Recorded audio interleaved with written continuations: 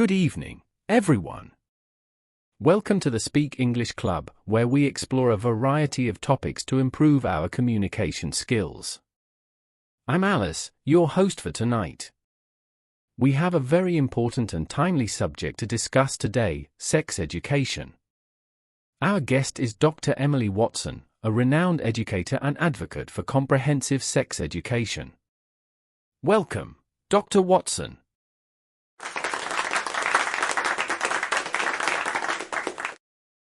Thank you, Alice. It's a pleasure to be here and discuss such a vital topic. Let's start with the basics.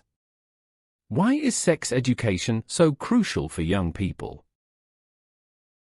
Sex education is fundamental because it provides young people with essential knowledge and skills to make informed decisions about their sexual health. It goes beyond just biology. It includes understanding consent, relationships, and emotional aspects. Proper sex education can lead to reduced risks of sexually transmitted infections, STIs, unintended pregnancies, and helps young people develop healthier, respectful relationships.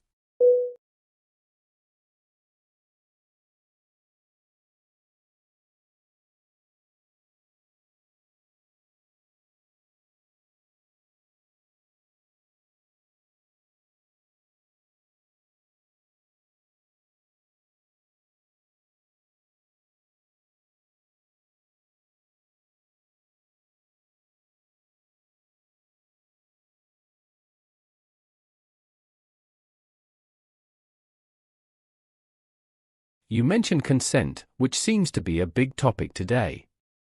How does sex education address consent? Consent is a cornerstone of any comprehensive sex education program. It's about teaching young people that they have the right to make decisions about their own bodies and to respect the decisions of others. We educate them on what consent looks like, that it must be enthusiastic, informed, and reversible. This includes discussing boundaries and the importance of mutual respect in any interaction.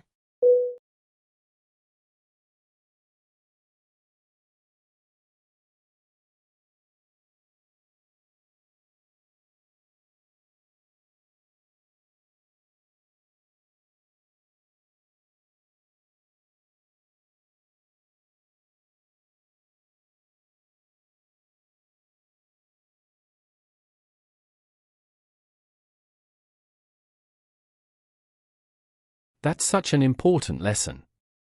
There's often a misconception that sex education leads to increased sexual activity among teens. What does the research say about this? This is a common misconception.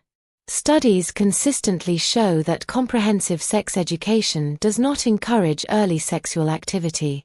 In fact, it often delays it. Students who receive comprehensive sex education are more likely to use contraception and practice safe sex when they do become sexually active. The goal is to equip them with knowledge so they can make safer choices when the time comes.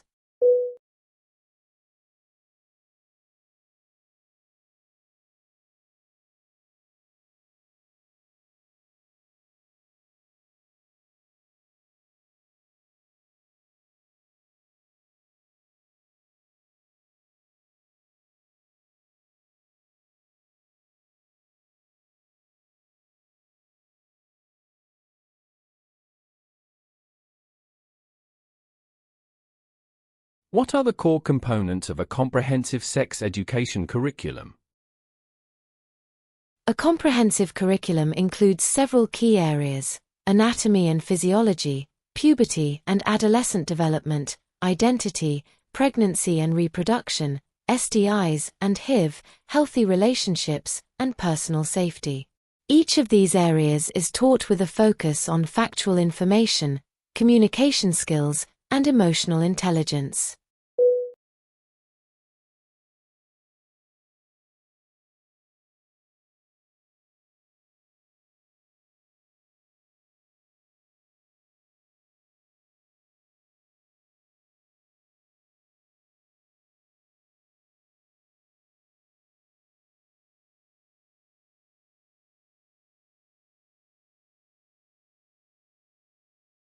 And how do you make sure that this curriculum is appropriate for different age groups?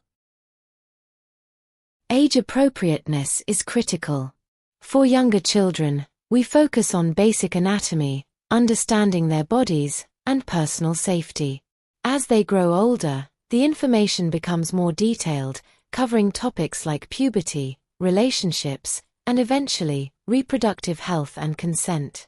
The complexity and depth of information evolve with the student's age and maturity.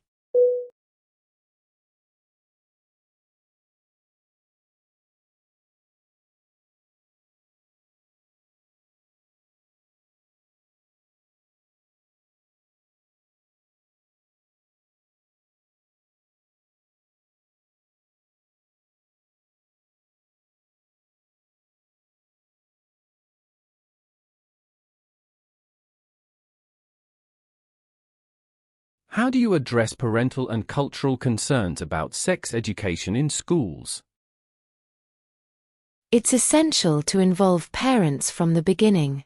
We provide opportunities for parents to review the curriculum and offer resources to help them discuss these topics at home. We also ensure that the content is culturally sensitive and respectful, tailoring our approach to different communities while maintaining the educational integrity of the program is key.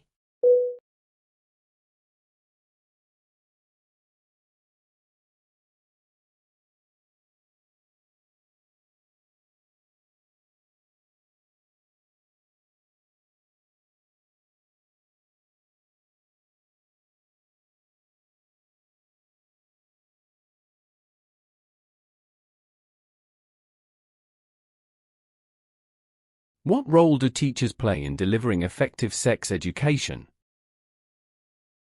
Teachers are pivotal. They need to be well trained to handle sensitive topics with confidence and empathy.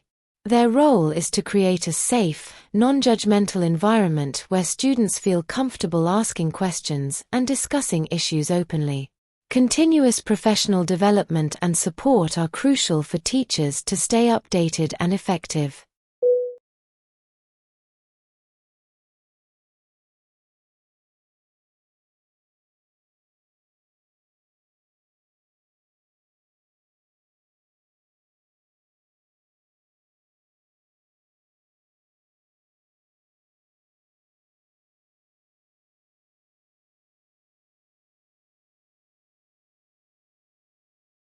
Creating a safe environment sounds challenging, especially in diverse classrooms.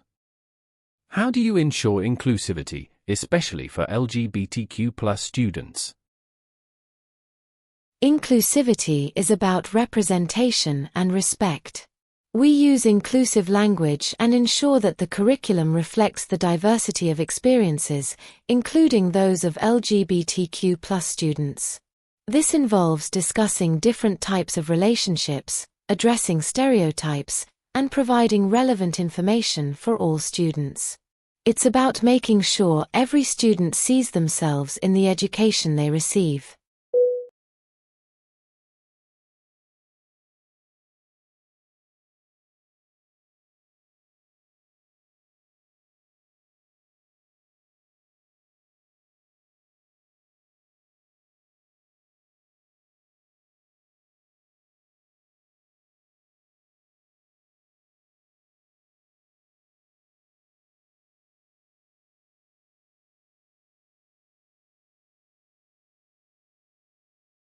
You mentioned earlier some challenges in implementing sex education programs.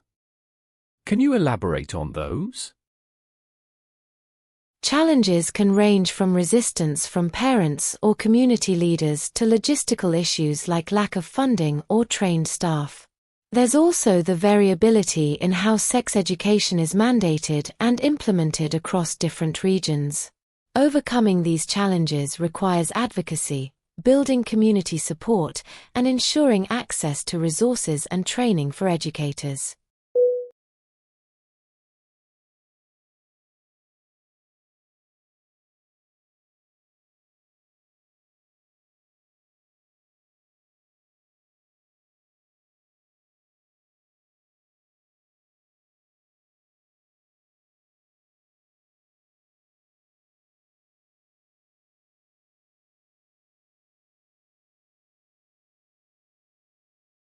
How can schools and communities work together to support sex education effectively? Collaboration is essential. Schools can engage with parents through informational meetings, provide resources for home discussions, and partner with local health organizations to enhance their programs. Community support can be invaluable, whether it's through guest speakers, additional workshops, or health services that complement the education provided in schools.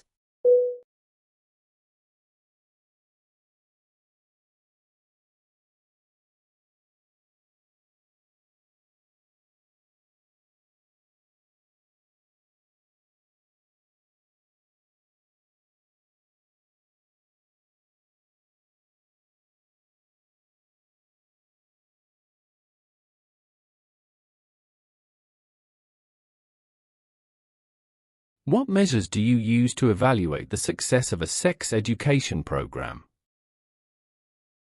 Success is evaluated through several metrics: increased knowledge, improved attitudes towards sexual health, decreased rates of STIs and unintended pregnancies, and positive feedback from students and parents. Long-term studies can track behavioral outcomes, while regular surveys and feedback can provide immediate insights into how well the program is working.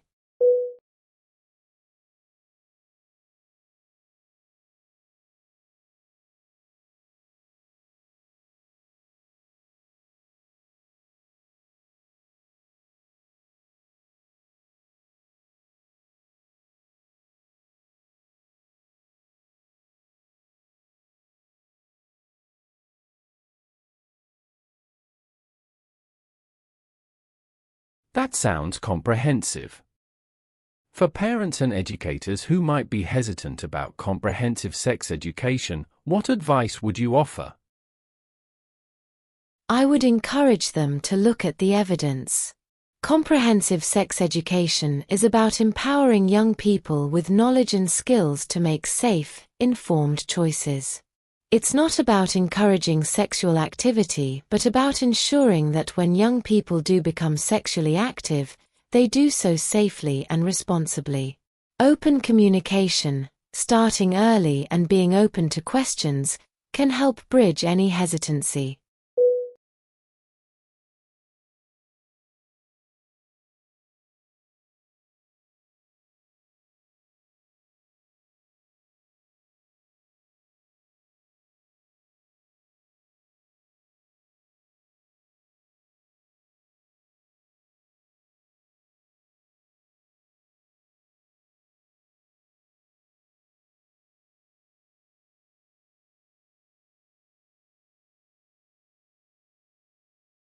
Thank you so much, Dr. Watson.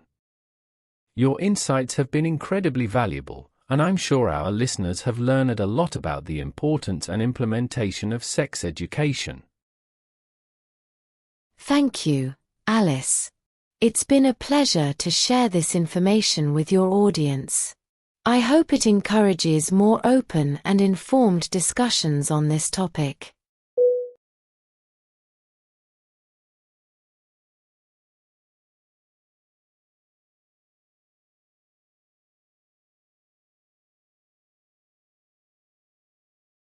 And thank you to all our listeners for tuning in to the Speak English Club. Remember, open dialogue and education are keys to understanding and making informed decisions. Have a great evening, and keep the conversations going.